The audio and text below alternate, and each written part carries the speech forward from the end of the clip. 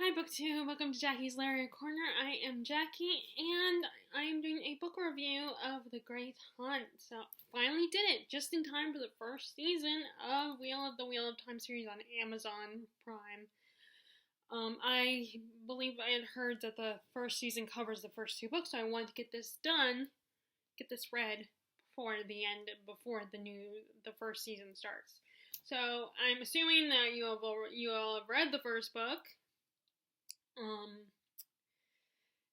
So let's talk about the second one. So in the second one, our characters are now with the Aes Sedai, and Rand is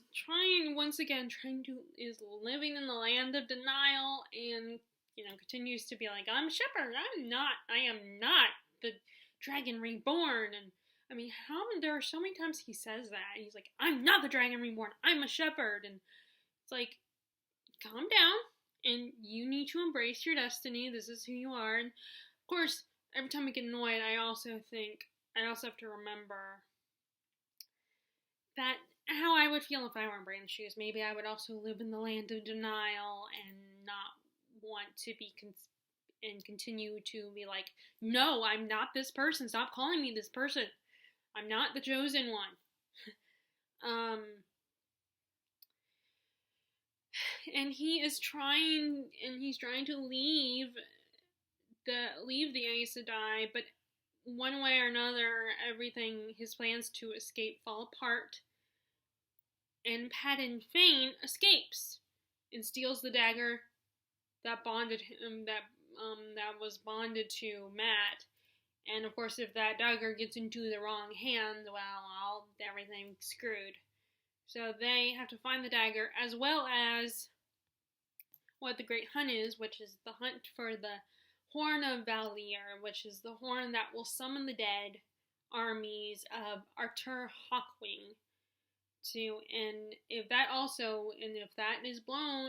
horn is found and blown by the bad guys, by the Dark Friends, well, then they will have control of Artur Hawkwing and his army, and the good guys won't stand a chance. So once again, Matt and Rand and Perrin are on a quest. They have to find this horn of Valir and Matt's dagger, because since he has such a strong bond with the dagger, he's the only one who can find it. And Loial is still with him. He is one of my favorite characters. First of all, he's a reader, and he loves knowledge. So, and he's such a sweetie. And as his name, the sound pronunciation of his name, he's very loyal to the gang. And even when they're not, they take him for granted. He's such a sweet guy, and just wants to have an adventure, and wants to learn things. And I'm curious what he's going to look like when the show finally starts on the 19th, when it is uploaded to Amazon streaming network. I wonder what Loial's going to look like. I'm curious, because I have a hard time picturing him.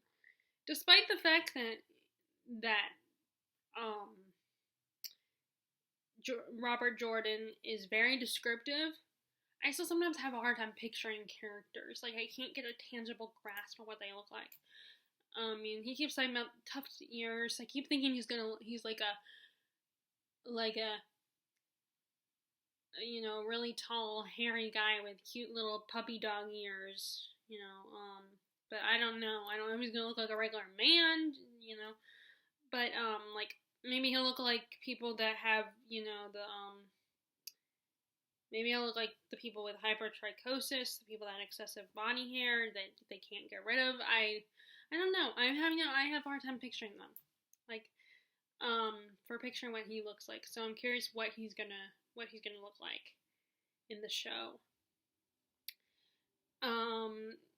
And of course, Matt and Perrin and Rand's relationship is on the rocks, because they think he's let this whole thing go to Rand's head, and that he thinks, because everyone keeps referring to him as a lord, and Moraine has given all this fancy clothes, and that's the other thing, that he is constantly like, I'm not a lord, and worried about what his friends think. and his friends are constantly assuming that this is him letting it all go to his head, thinking now he's a lord and he's all badass, and that's not the case. And I was getting frustrated because they wouldn't talk until finally I finally got to the part when they're going on the quest, and finally, after a few days, they finally talk about it, and Rand finally tells them, "Look, I don't want this. This whole Lord thing was not my idea. And these people think I'm the Dragon Reborn." And he's also, of course, worried if the Aes Sedai will turn him, gentle him, as they call it, which I don't understand what that means. Like, does it mean they lose their magic? Like, they can no longer channel, I think. I'm not 100% sure on what that means when a male that can channel becomes gentle. I mean, maybe it means, like, the only thing I can think of is it means that they can't channel anymore, which is what they fear, so that would make sense. But Moraine doesn't do that, of course, because she knows he's the Dragon Reborn, despite his Rand's denials. So, them going on this quest, another quest, allows more exploring of the world. They go to all these various different towns and locations, and there's one of the other things that annoys me about Rand is there's this one town they visit where he hears a guy that won't stop talking that sounds exactly like, has the same accent as Moraine, and all of a sudden we get his thoughts, and he's like, "Oh my god, is Moraine here? Has she found me?" And, like, all because the guy had the same accent, and he was probably from the same area as Moraine. And he is so, again, they're like, I'm not gonna let the stupid Aes Sedai control me. And, of course, being annoyed by that stuff is easy for me, because I'm the reader. I'm just reading the book. I'm not in the adventure myself, and I don't know. This is my first experience with the Aes Sedai, and I have not been told my whole life that you can't trust Aes Sedai, and they're evil, and they have all this power. So... I have mixed feelings. It's like, it annoys me at the same time. It's like, well, if I were in his shoes and was part of this world, then how would I feel? But I really like their exploring of this. I like travel stories because, we get to get little bits and pieces of all these different places and locations. Whether it's a real world or in a fantasy world where it's all made up. And I am very impressed with authors who can write fantasy and create a whole bunch of different worlds and different, like, locations. Like, I mean, they obviously, like, probably were inspired by real world stuff. Like, the real places of the real world. But I just think it's so cool how they can come up with so many details. And there's the whole iceberg theory of, like, you only see a small portion of what they have probably thought about, and everything else is beneath the surface. I also really like Hurin, I don't know how to say it. I like him too. He's a new character he forms kind of a bond with Rand. He's Rand and has his lord. He constantly calls Rand his lord, and Rand's constantly telling him, I am not a lord, I'm a shepherd. My name, I'm not Lord Rand. And he just gets so annoyed that, like, when I'm not, like, I'm a cross between annoyed but also amused at the same time, that how he gets so annoyed by Hurin or Hurin, I don't know how to say it. But I like his character, and he's very likable, just really loyal and sweet, and just, I don't know a lot, I don't know a lot about him, but I just like his character. I get good vibes from him. I thought Ingtar was okay too. We didn't get a lot on him, but, obviously Rand and the others respected him, and he was the one that took charge. He was the kind of like the leader of their group, of their little army, their little group of soldiers that were searching for the horn. I, had no strong feelings on him, like, because I feel like we didn't really get to know his character. We just know that he's someone who, he's really desperate to get the horn which kind of made me a little suspicious why he was so obsessed with the horn. Like, either he was, like, either he's a dark friend or he's just really ambitious, or like they're, or ambitious slash someone who just feels like he is desperate to prove like that he can use this horn for good, and that he's a true leader. He's like trying to live up to the expectations of the Aes Sedai and everyone, everyone else. Varen was I liked Varen. I liked even I liked the Aes Sedai. I think I would love to explore more of them, and they're very interesting and like intriguing because you didn't know a lot about them. There was a lot of mystery, and like in any, I'm gonna call them a religious order. Any religious order, there's always like there's good and bad. There's good and levels of good and levels of bad. Like Moraine obviously is good, but that and I think Baron, the one who kind of catches up to them, is somewhere. I think she's good.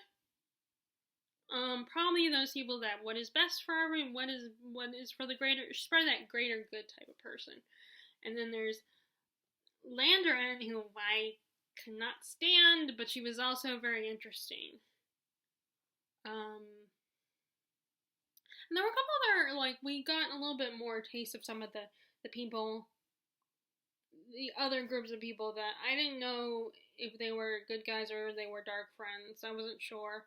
Some of them seemed like maybe they thought of themselves as good guys, and but maybe they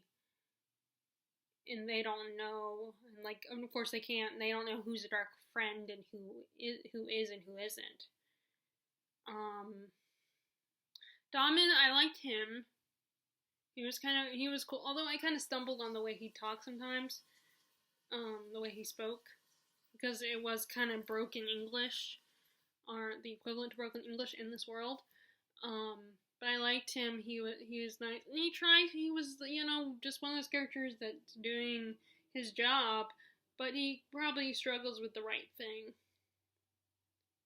I get vibes like that from him. Like he wants to do his job, he wants to make money, but he's, struggling because he knows what's the difference between right and wrong. He gets, feeling like something is wrong, something's not,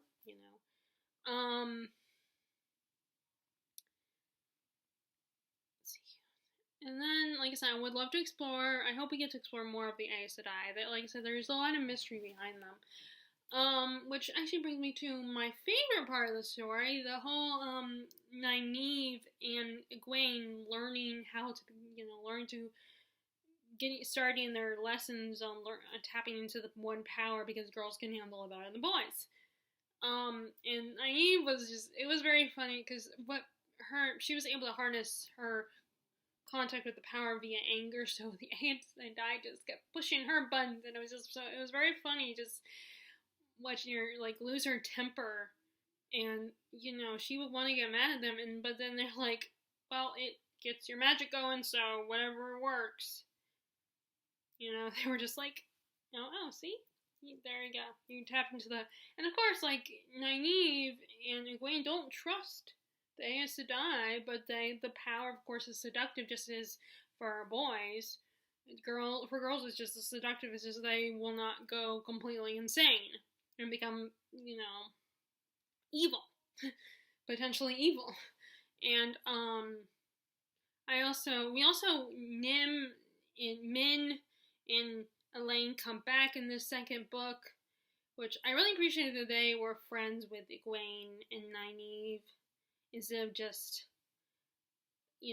fighting over Rand. Although Rand does come, Rand is not with them, so it's probably easier for them not to fight over Rand because he's not there, he's not present for them to. But they become friends, and I think it's really sweet that it's not just, girls clawing each other's eyes out and competing, and they're actually like, they're three friends. So she doesn't just have Nynaeve, she also has these two girls. And Min I like Min. She's very straightforward, and she's very funny, and just, like, I love her character. She's awesome. She does what she wants, and, I definitely like her better than Elaine. Although I don't hate Elaine. I like Elaine too, but I like Min a little bit better. So that was also kind of, that was fun exploring the um, school life, and there is a lot. There is, towards the last part of the story, there is some slavery type stuff going on.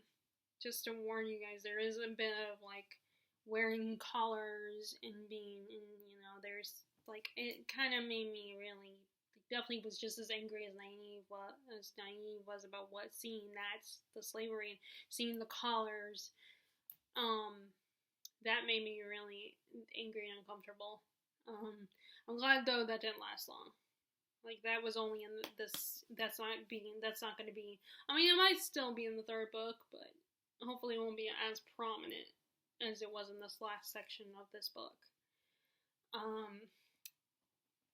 Now I know a lot of people say that Jordan is very descriptive, almost to the point of too much, but again, I don't notice it. I mean, yeah, it's a chunk of a book and took me until June. I mean, from June to now to read it.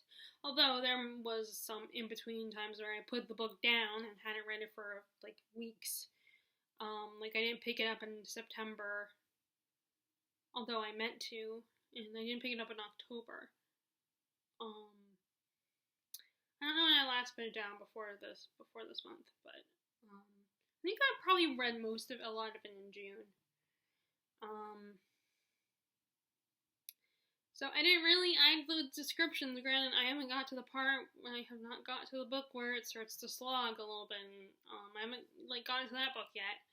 And I don't know which book that is when the supposed slog starts, which I'm apprehensive about. And, of course, it was, it's long, so there's moments that dragged, and, but mostly, like, when we weren't with the main group of characters, like, there were some moments where we were with the people who are the slavers, and a little bit, like, Domain made it a little more appealing, that part, but when we were in the slavers, there were times when I was a little confused and was a little bit, like, bored. In that part, that part seemed to slow down the story a little bit. Like I said, Rand still is a very annoying character at times, but I guess he's, realistic. So this was a great set. I enjoyed the second book. It's one of those things where, like, I feel like once I start and get into it, then I want to keep going. But it does take me a while to get into these books at first. But once I get into them, after I get past the first handful of chapters, then I'm good. Although, like, obviously I put it down at some point in June. I don't know if I read in July or not. I can't remember. But like I said, I don't think I read in September. I know I didn't read in September or October. So maybe I could have gotten it read a little bit faster, but at least I got it read before the first season. So that, I have the first season, I won't get spoiled too much. So that was The Great Hunt. My thoughts on The Great Hunt. It was great. It was fun. And I am sure that there are some other, like, people like Daniel Green and Brittany Witt in the books who probably would do a better review of this. But, I mean, although I think this one was a little bit better than some of my other reviews of fantasy books.